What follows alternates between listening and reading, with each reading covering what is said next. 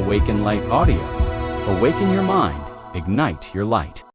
5 places not to waste your energy. Where focus goes, energy flows. The energy you lose might be the life you're missing. What if the real reason you feel drained has nothing to do with how much you do and everything to do with where you give your energy? What if the constant noise in your life isn't coming from the outside world, but from the internal battles you keep feeding? And what if protecting your energy is not just about saying no, but about saying yes to the right things, at the right time, for the right reasons? Your energy is your life force. There's no greater currency than energy. Not time, not money, not talent. Energy is the invisible fuel that determines how you show up in your work, your relationships, your growth, your healing, your creativity. When you protect it, your world opens.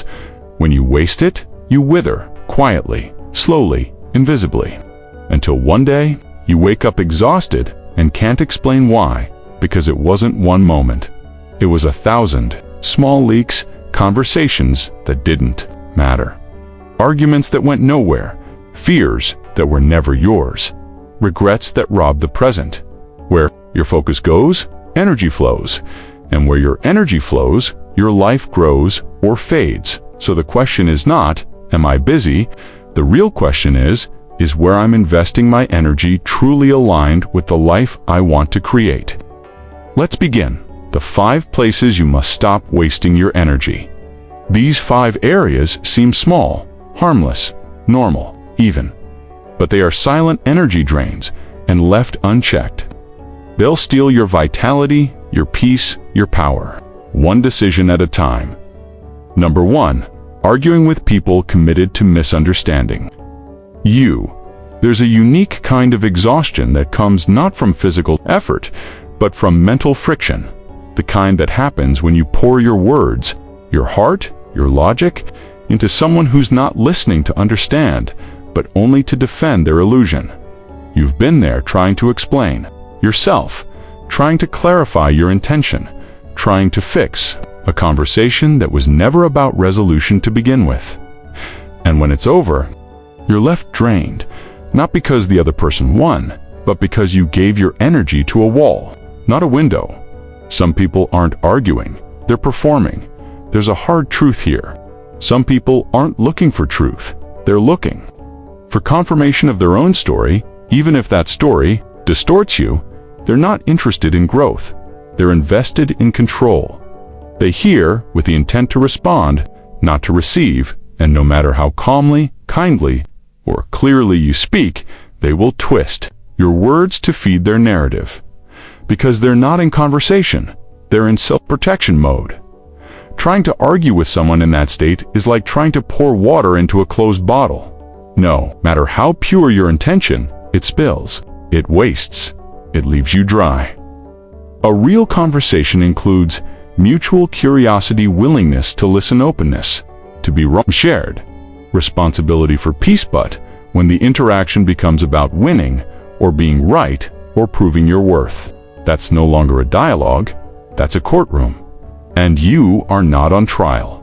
Ask yourself this before engaging. Is this person emotionally available for a real exchange? Am I entering this to connect or to be validated? Have they shown any history of hearing me without twisting it? If the answer is no, protect your energy, not your ego. Not every conversation is worth attending. Not every accusation is worth answering. Not every conflict is yours to carry.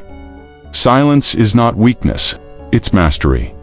Some of your most powerful moments will culminate when you finally deliver the perfect comeback, but when you walk away in quiet, self-respect, when you choose peace over proving, when you value your energy more than the illusion of winning a point that doesn't matter in the long run, it takes strength to stay silent when your ego wants to speak.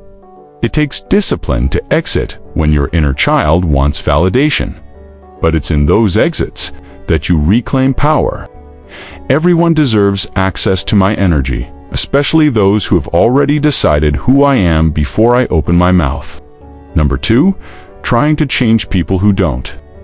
Want to change? There's a unique kind of heartbreak that doesn't come from being abandoned, but from slowly realizing that your presence, your love, your help isn't enough to make someone grow.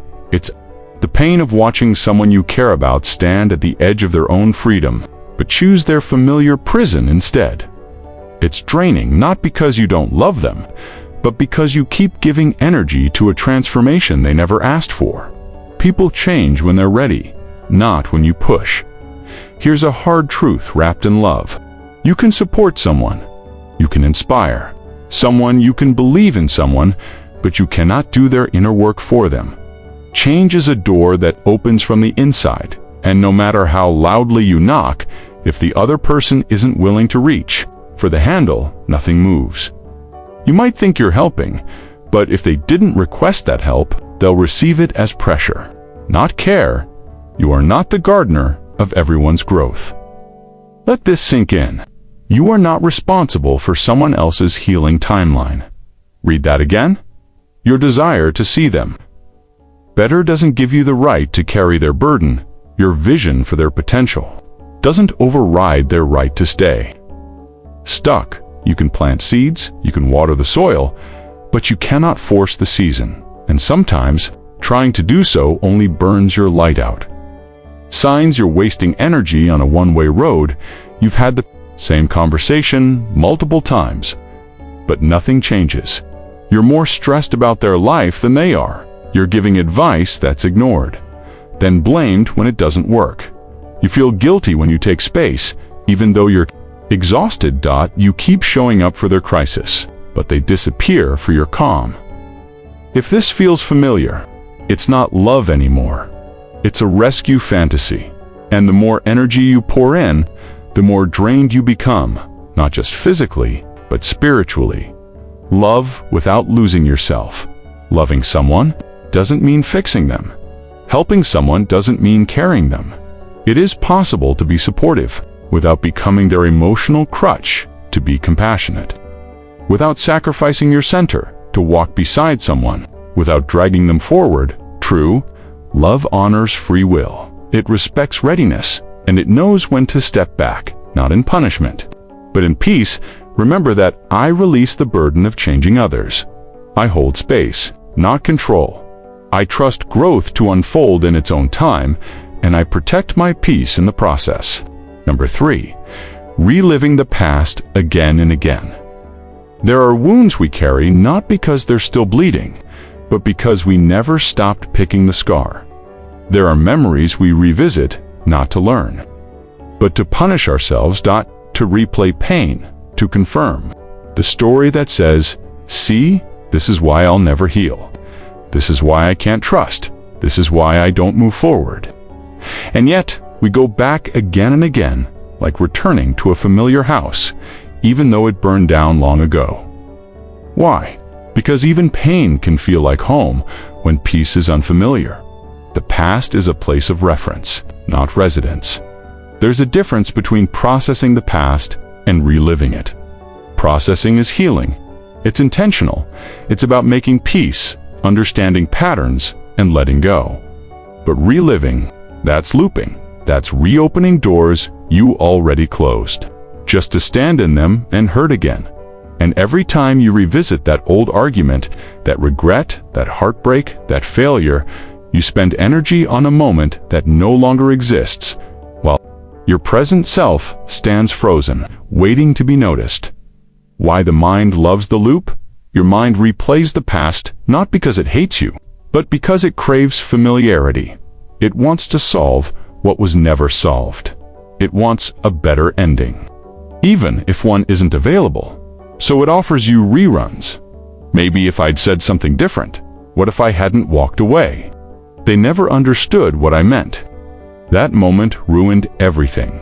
And the more you engage, the more the mind thinks it's doing something useful. But it's not resolving, it's recycling.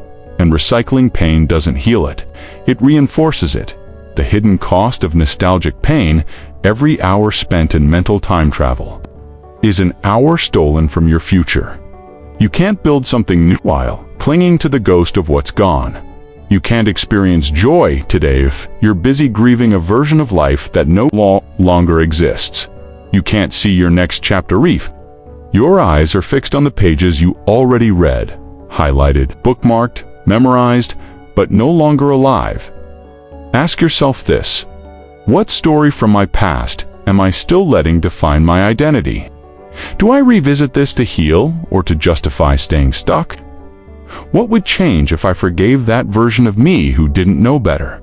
Because sometimes the most healing thing you can do is whisper to your past self, "You did your best with what you knew. I release you."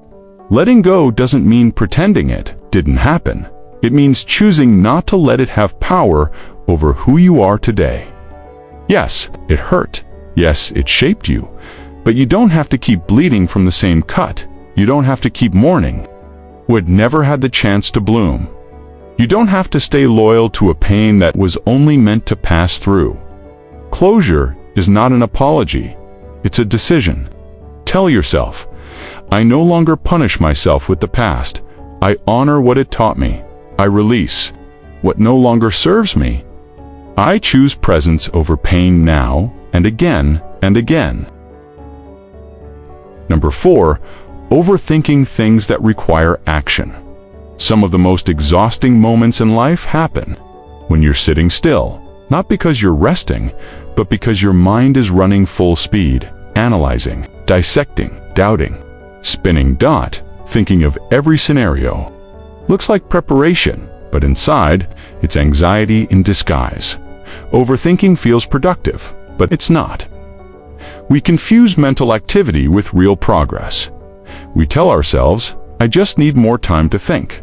I'll act once, I feel 100% ready. So we keep planning, tweaking, researching, watching another video, reading another book, all the while.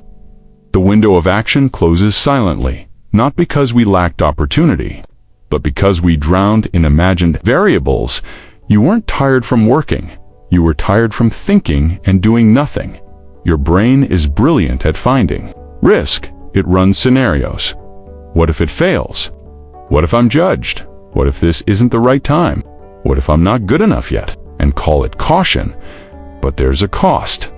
Every time you postpone action, your confidence erodes, because self-trust isn't built through clarity. It's built through movement. Action resolves what thinking cannot. There are problems that only movement can solve. You won't know if the idea works until you try it. You won't know if the person is right for you until you connect dot. You won't know if you're ready until you begin. Overthinking is your mind trying to feel safe, but real safety comes from proving to yourself that you can figure it out as you go. Clarity doesn't come before action. Clarity is a result of action that will give you the anti-overthinking formula the next time you catch yourself spiraling mentally. Try this.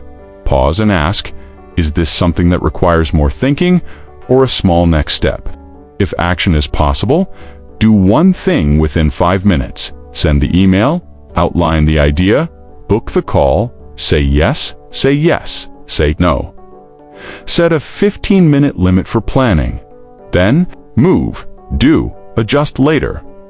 Progress lives in momentum, not in mental perfection. Perfectionism is fear dressed as discipline. If you wait for everything to be perfect, you'll wait forever.